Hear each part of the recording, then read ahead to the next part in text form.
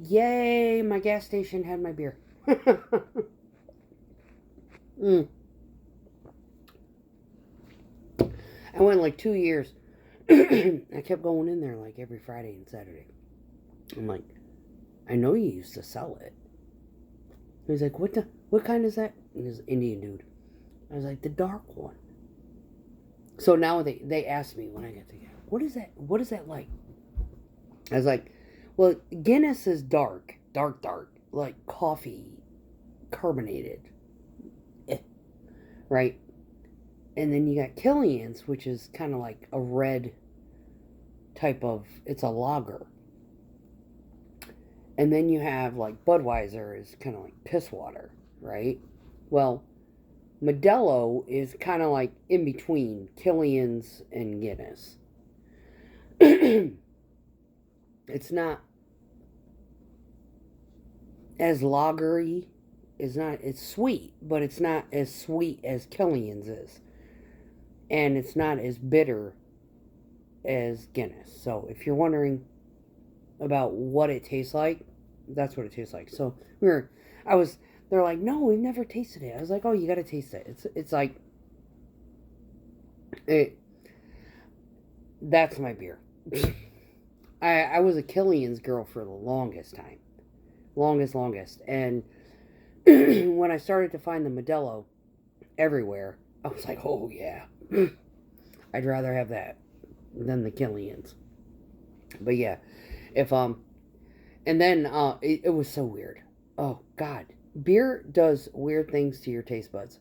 Now, Yingling has this weird aftertaste to it, and I can taste it, right?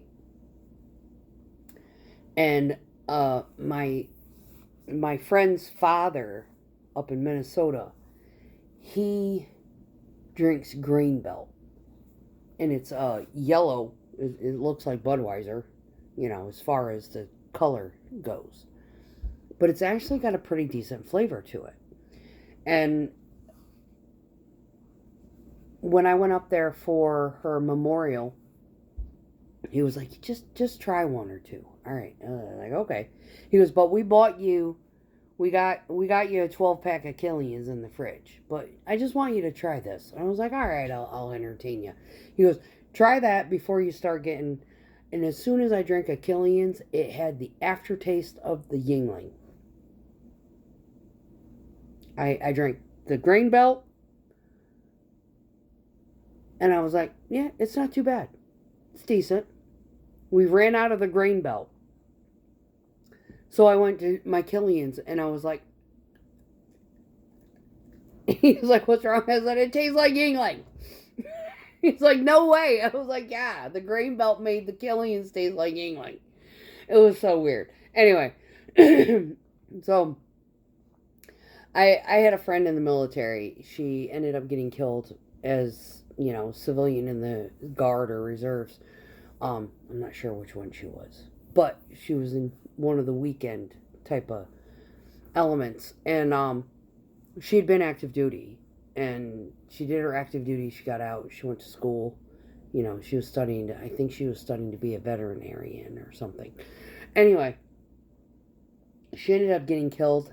She was on a girls' night out, and a guy who was notorious for being a piece of shit, and he did spend 10 years. Now, did he get parole? I don't know.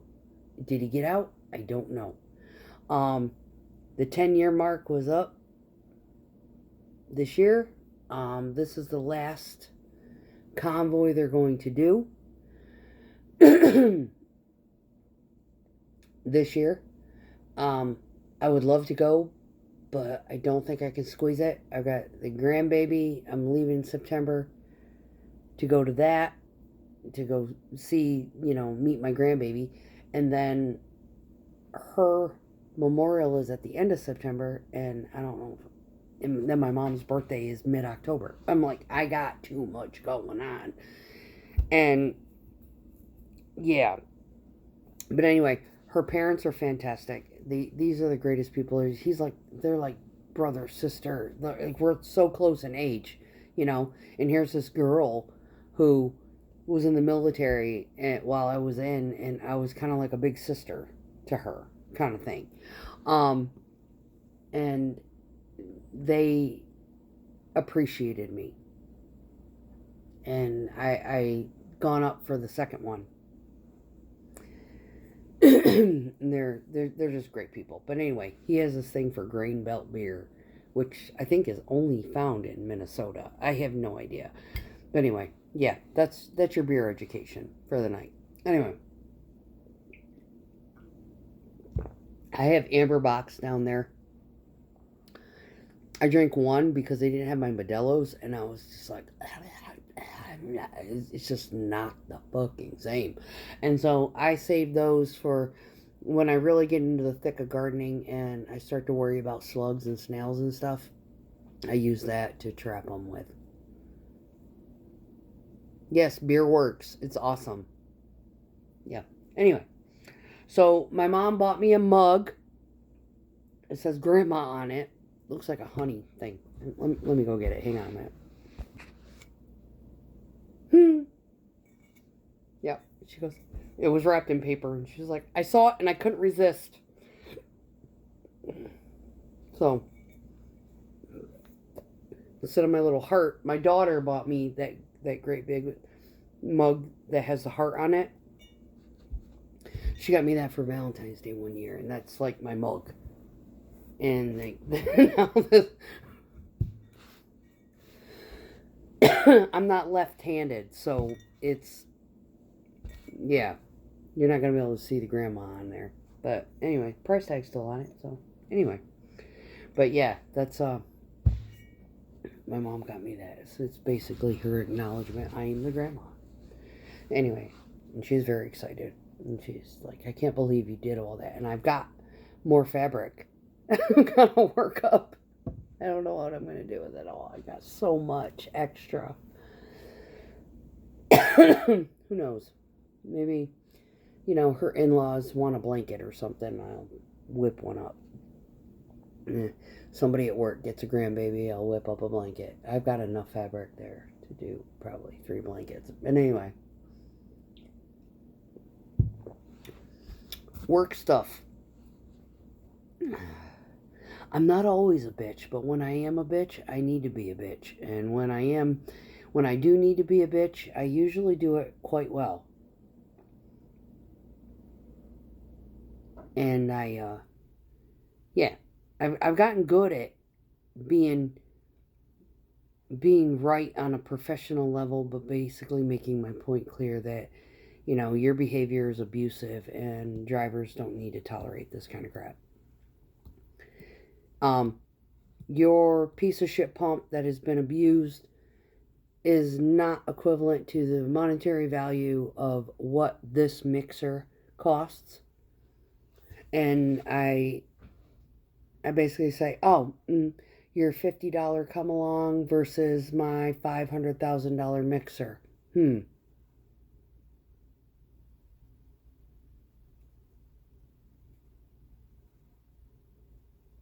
Yeah, they rethink.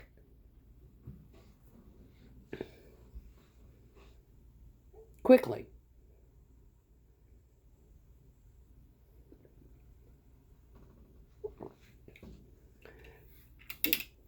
We have a footing crew that they're fucking awesome. And God knows how long they've been in business, but he had said to me one day, and I said to him, and I wasn't trying to be rude, and I wasn't trying to be indecent, but because I'm hyper-observant, and I'm looking at the whole situation, because military, I've got that, situation awareness thing going on, and he says to me, hey, one of the guys says, hey, can you keep the dirt, try not to get too much mud on the street. And at the same time, his little assistant finisher is spraying off his come along right in front of where I need to drive.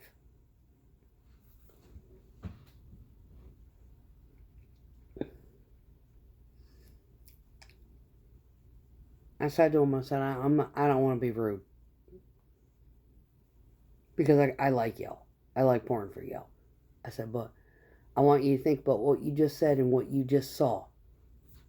Now, far be it from me. I mean, I'm not a chemist, I'm not a physicist, I'm not a scientist, and I don't have a fucking degree in this crap. But I do know that water and dirt make mud. And when you create mud, and then you have a truck that has knobby tires roll through mud, how clean do you think your street's going to be?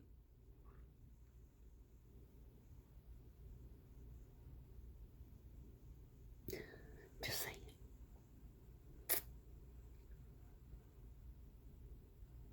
Now, that finisher and his guys that work with him and the other guy that, the other finisher, it's brothers, right? And they have their kids and whoever else they can hire on. Now, they unwind the hose and they go as far away from my path of fucking travel as they can get to spray off their shit.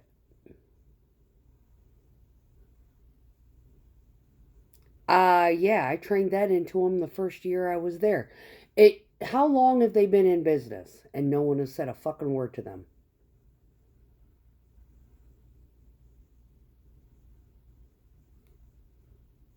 It just takes one. One time. And I wasn't being mean. I was just like, okay, I got you. But I can't keep the mud off the road when you're washing your shit in front of me, creating mud, and my tires are going to pick it up. Help me help you, help me help you.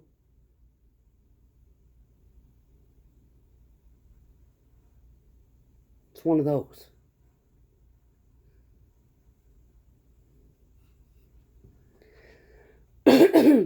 Another guy, misogynistic dude. I got scenarios all day long of different situations where, yeah, I have had to defend myself and or correct them with respects to the situation. Cookie cutter footing. Here we are. I think I talked about this on one video. Anyway, this silly fuck, it was cookie cutter.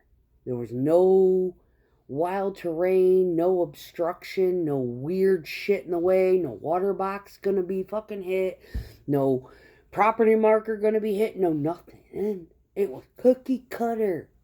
Little ditched out maze. And this son of a bitch was wanting to count rocks. Now, when I talk about counting rocks, that means they want us to pour it so fucking slow that they can literally count the rocks in the batch. Because they are so nervous that we're going to overfill it. Not even knowing our style of pouring and or capabilities at that moment. They just automatically assume that everybody's a fucking moron. I slammed my window on this guy. I called my dispatcher and I was like, call him before I lose my shit. Because I'm not going to be able to finish this job without losing my shit. Because I opened the window and I said, this shit is cookie cutter. I could pour this and finish it my fucking self. You do not need to be here. And then called my dispatch. And then my dispatch called it.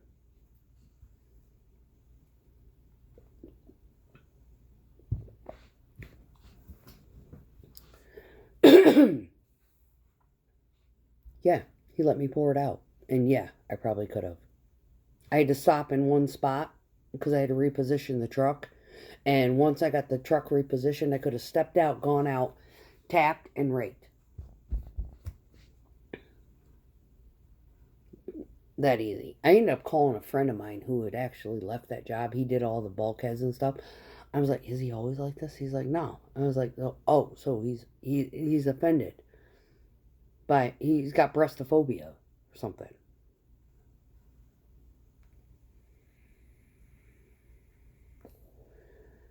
Figures. I was working out of my AO. Most of the contracts within this area, unless it's new, you know. And if they send, and he'll, dispatch will tell me, yeah, it's a new account. I was like, and he's like, well, don't run them off yet. I was like, well, if they do something fucked up, then I'm going to run them off. If they treat me with decency and respect and don't undermine me because I have breasts, then we'll keep them around. Because if they're going to treat me like shit and think they can get away with it, that means they're going to treat any male that we have on our crew that doesn't have a voice, like crap.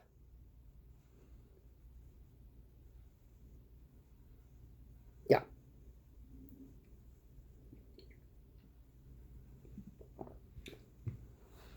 Actually, the females that do this industry, we're a lot more aggressive verbally than the guys are. And it is a lot of our the quietest ones are the darkest skinned ones, because they're worried about getting, got dusty lungs.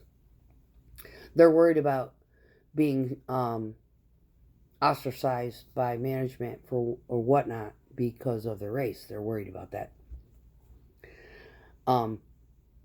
I'm not, but I'm also the female, and I don't worry about being ostracized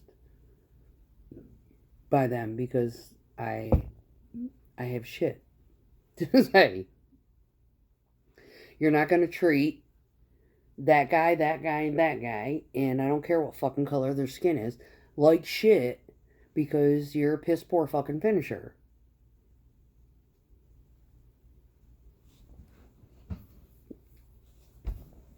I've been doing this too long. If I see one of the guys getting abused, oh yeah, I will crack a whip. If I see one of our dark-skinned guys getting abused, I will crack the fucking whip even harder. And I have.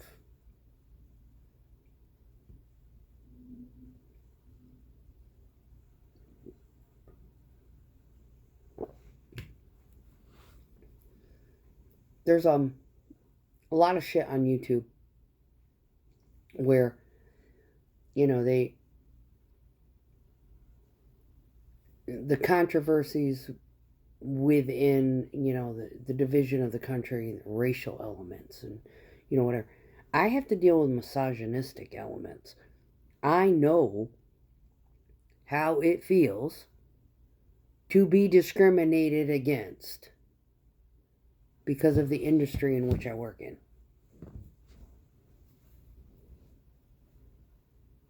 Yes.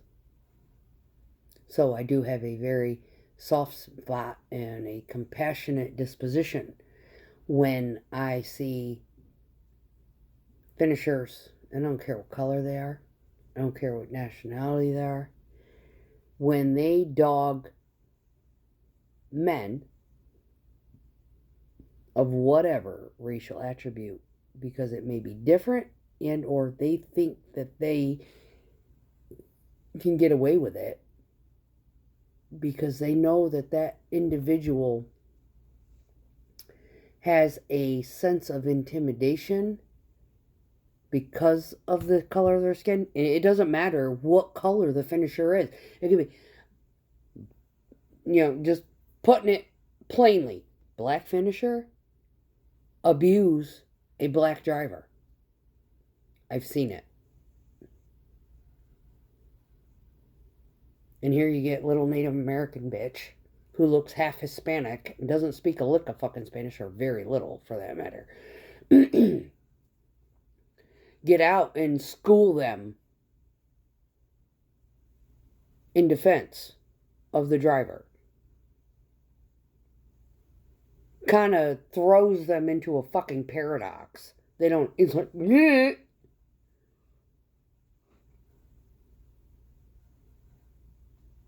I've been in those situations. Yes, I have.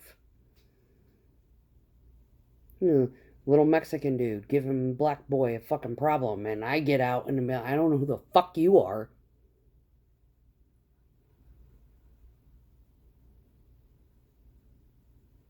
But you ain't gonna talk to him that way.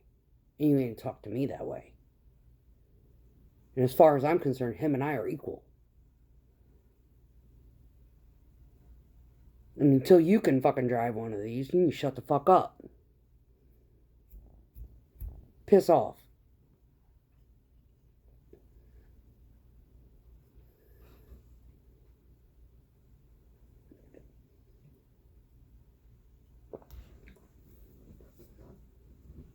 Unbeknownst to most of the finishers, we as drivers, we have seen this job done so fucking much.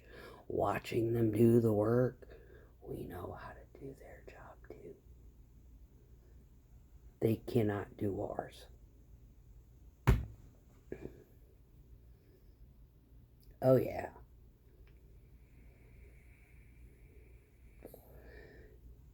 That's the difference. And it doesn't matter what gender you are, and it doesn't matter what color skin you are. Mixer operators can finish concrete. Concrete finishers cannot operate a mixer. They got to be trained on it.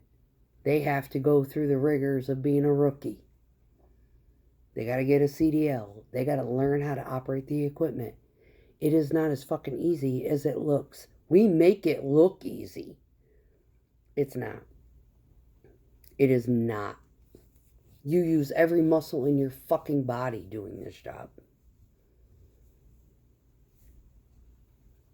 So when I get finishers out there that have that arrogant disposition and they start being real kind of fucking stupid and shit, oh yeah, I don't. You want a performing monkey in heels, or do you want a professional? Because when you get asked for a professional, the professional knows what the fuck they're doing. And if you undermine them, you're going to get lip.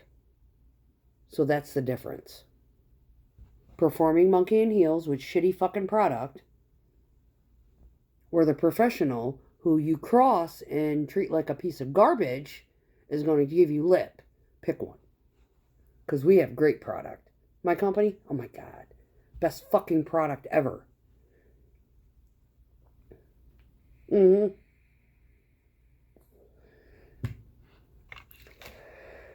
want a product that stays vital and isn't gonna fucking blow up on you? Drivers that constantly have fucking water? Drivers that know what the fuck they're doing, can get it on the ground fast and to slump? Yeah, we got it. That's my company. And it's not because the management, it's because we as drivers, we work together and we fucking train each other. We teach each other the tricks. Yeah. We don't, most of us, we got a one or two that are like competitive, but, most of us are like, yeah, we just want to do a good fucking job. And we want to make the customer happy. But if the customer's being a shit, you got those ones and twosies, I'm one of them, who will put that customer in their fucking place. And we're providing you a fucking service.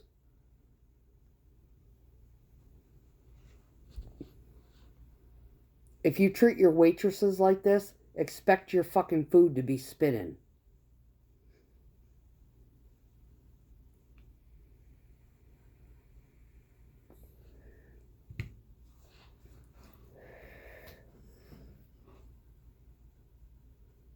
Just saying.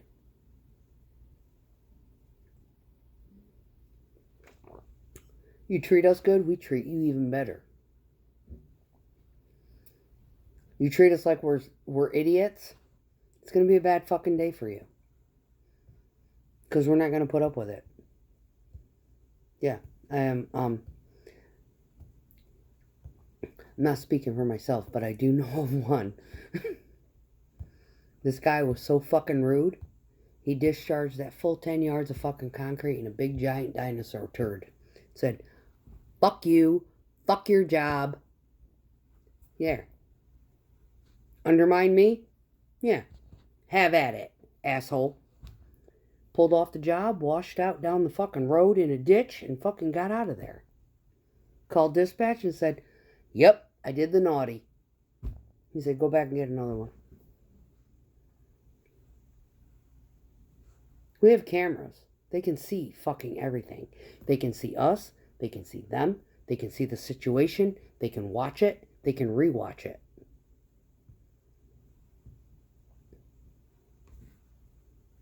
They can see if we cuss at them. They can see if we insult them. We can call them anything. Now, if to the camera when I'm sitting there, it's like, this guy's a fucking idiot. Yeah. They can see that too. When the guy comes up to the window and you try to be pleasant, and they're being a dick to you, and you're still trying to be like exercise some sort of subtlety and candor and not insult their intelligence like they're doing to you, yeah, they see that too.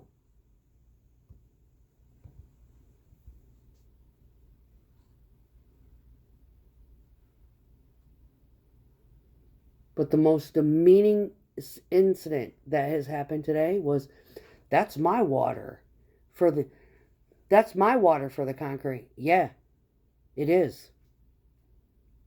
For the concrete.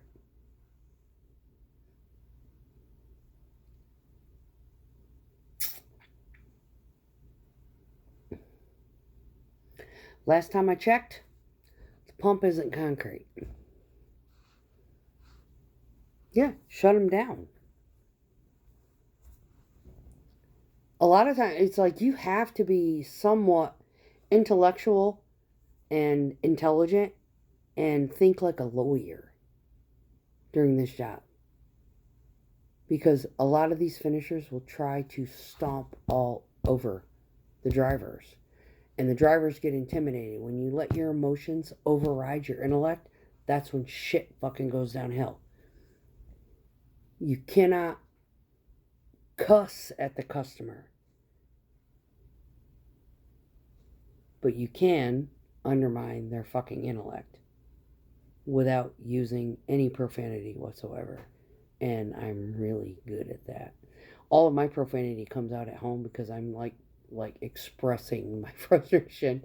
And yeah, sometimes the F word's necessary.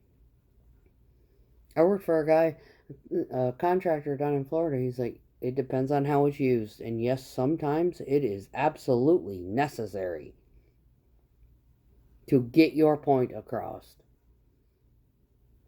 Yes, ma'am. I agree with you. I said, it's not appropriate all the time, but every now and then it is necessary. So, with that being said, I'm going to grab me beer number 4 and try to figure out what the hell I'm going to eat. I need to eat. I'm kind of hungry, but I don't know what I want. I don't want to go to bed hungry either because I have hypoglycemia. I do not need my blood sugar dropping mid-morning tomorrow and grabbing something shitty. We don't want to eat shitty just to accommodate, this weird spontaneous combustive medical condition that I have. So, yeah, we have to figure out what we're going to do.